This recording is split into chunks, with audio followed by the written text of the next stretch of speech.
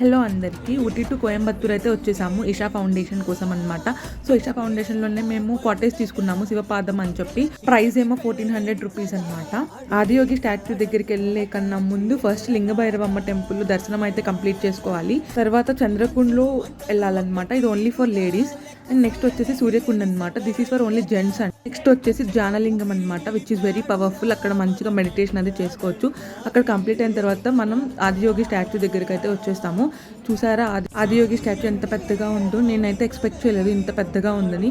So రియల్గా witness చేస్తూనే తెలుస్తుంది అనమాట ఆ ఫీల్. సో ఇక్కడ మీరు బై వాక్ అన్నా వెళ్ళొచ్చు, లేదంటే కనుక ఇక్కడ సైకిల్స్ అవైలబుల్గా ఉన్నాయి for free. Vehicle and bullock carts కూడా అవైలబుల్గా ఉన్నాయి. సో ఇక్కడ షాపింగ్ అదంతా కంప్లీట్ చేసుకొని మేము క్యాంటీన్కి అయితే వచ్చేసాం ఫుడ్ తినడానికి. సో ఇక్కడ ఫ్రీ ఫుడ్ కూడా ప్రొవైడ్ చేస్తారు.